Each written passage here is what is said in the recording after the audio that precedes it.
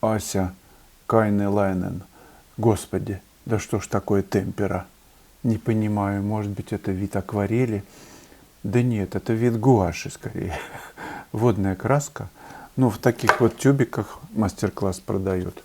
Темпера, да? Похоже, тюбики похожи на масляные, только там темпера написано. Стоит недешево, так же, как масло. Ну, качественные очень краски. Как гуашь, в принципе, ну просто больше клея, как я понимаю. Пигмент, я думаю, один и тот же, просто связующие по-другому сделаны. Ну, если нет в ваших магазинах темперы, попробуйте художественной гуашью пописать. Тоже очень хорошо. Немного другой эффект, потому что нижний слой может размываться верхним, но можно тоже приспособиться. Владислав Челаее. Красками питерскими можно нарисовать только мазню. Ну, не знаю, кто как. Мне вот нравится мастер-класс краски. Хорошее качество. Я доволен, сколько лет уже пишу. Как-то проблем не наблюдал.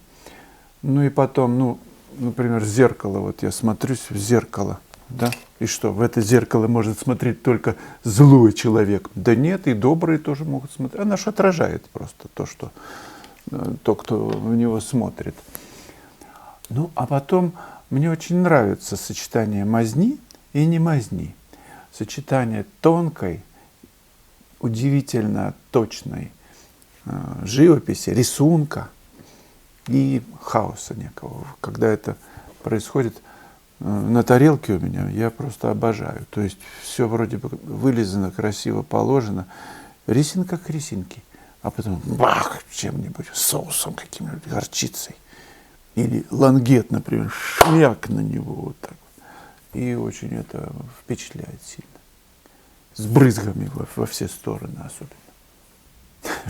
Мне вспомнился какой-то фильм, то ли, я не знаю, Юрия Мамина, вполне возможно. Ну, может быть, вы подскажете. Какая-то столовка такая, знаете, половник такой у мощной женщины в белом халате. Она накладывает кашу. И вот этим половником с этой кастрюли алюминиевой. Шварк так. И вот это вот с этого половника упала в тарелку какая-то серая жижа. Так. Кашей не назовешь. Другому тоже. Шмяк так.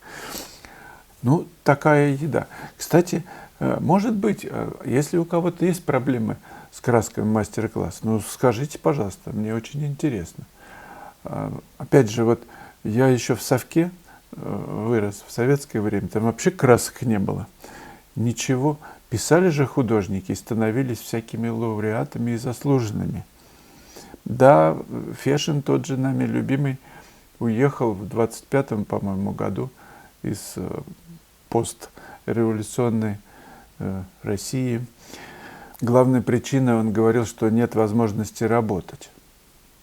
Уж не знаю, какими там красками они работали, но то, что он выдавливал краски сначала на бумагу или на картонку, чтобы лишнее масло оттуда впиталось, слишком много масла лили, это факт. Но ничего, не будет красок, акварели будем писать, карандашами, неважно. Наше дело писать свет. Вот Нина пишет, вы сказали, пишу свет. Вы имели в виду, может быть, художественный смысл. А мне пришел в голову и философский, эзотерический. Свет не тьма. И действительно, надо больше света в разных проявлениях в нашем мире. И это наверняка есть миссия многих художников. Так, тьмы и так достаточно. Надо создавать светлые миры. Ну, я вот еще со времен Строгановки, у меня были какие-то мрачниковские картины. Ну да, влияние Врубеля было, конечно, и вот такие, они все такие темные такие. И мне кто-то сказал из знакомых, что ты все мрачники тут гоняешь. И я как-то, какая-то вот просто такая вот фраза меня заставила задуматься, а почему действительно в моих работах все больше какие-то такие темноватые такие, они все. И я переосмыслил свое представление о значении гаммы, ну, работы, вот как она вообще, темная, светлая, средняя, мутная. Ну и пришло время. Это все связано еще с тем, как ты, каково тебе вообще. У меня главный такой слоган на выставке, которая вот сейчас закончилась в Москве, был, что художник – это про то, насколько ты счастлив. Кстати, Майя Плисецкая говорила это, ее примерно, не помню точно слова, но смысл цитаты такой, что если ты счастлив, если ты любишь, то это никак не зависит от людей, которые вокруг. Ну, я к тому, что это внутреннее состояние, ни от чего не зависящее, безусловное вообще. Нет никаких условий, чтобы ты был счастлив. Вот сейчас, например, появился в твоей человек какой-то в жизни твоей, и ты счастлив сразу, а нет его, ты несчастлив. Нет, это не зависит.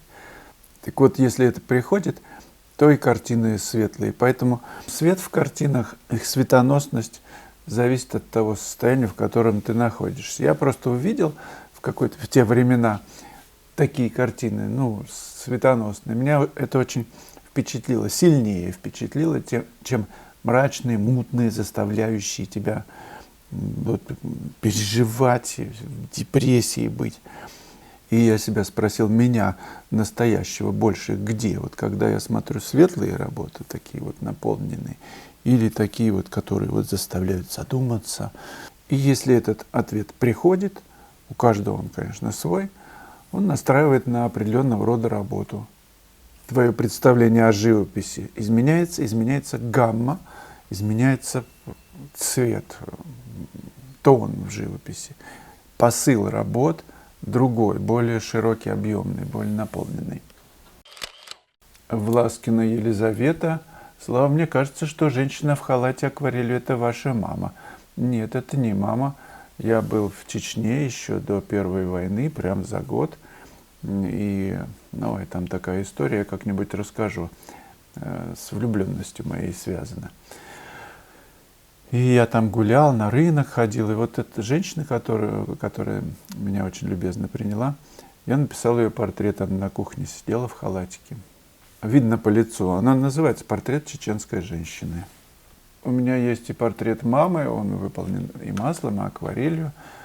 Я показывал этот портрет, если кто был в Чертаново на выставке в ноябре прошлого года. Мино. Вячеслав, есть ощущение, что пастозность выбирают либо дилетанты, чтобы за обобщенностью скрыть недостатки техники.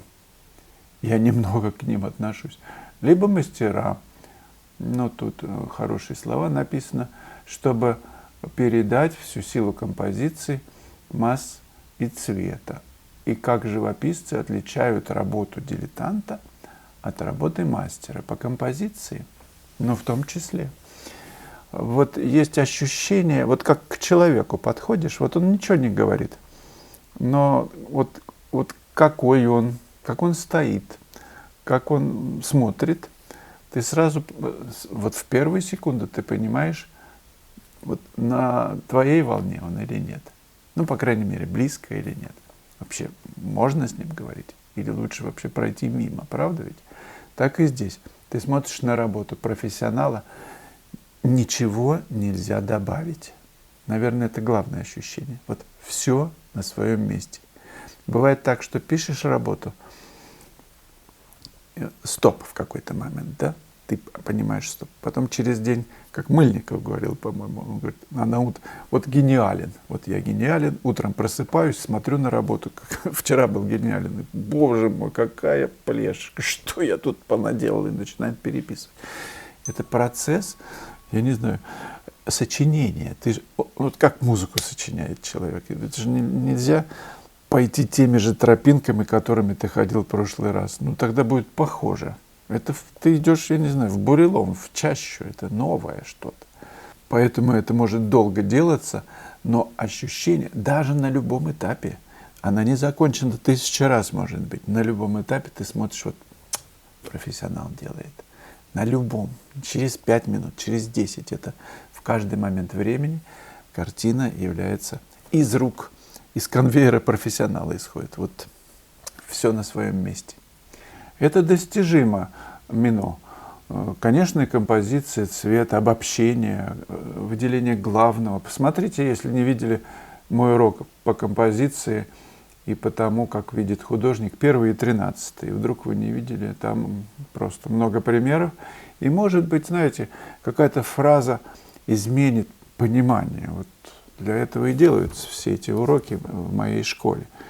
Ну чего там, давайте заниматься просто. Все зависит от опыта, от объема, я не знаю, работы на пленэре. Но если это делается не под контролем, то просто вы повторяете одни и те же ошибки. Нужен кто-то, кто надает, скажет правильные слова и проанализирует, покажет, почему, я не знаю, там, может быть, эти массы, это пастозность и на заднем плане, и на переднем.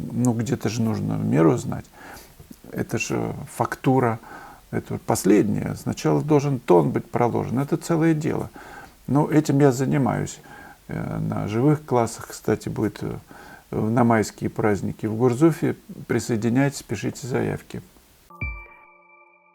Первый урок в моей онлайн-школе о том, как видит художник.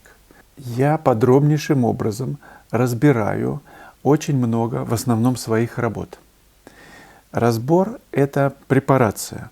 Из чего она состоит? Конечно, мы говорим о тоне, о композиции, как это все устроено. Как в обычном мире обычные пейзажи, не пройти мимо них и увидеть в них изюминку, отсечь или обобщить ненужное, вытащить главное на передний план. Обо всем этом в первом уроке. Я стараюсь до вас донести, как отличить проходную работу от действительно произведения искусства. В чем разница? Как ее нащупать? Как смотреть на свои работы критически? Увидеть в них ошибки и больше никогда их не допускать. Писать грамотно. 2-часовой урок. Посидите с бумагой и карандашом.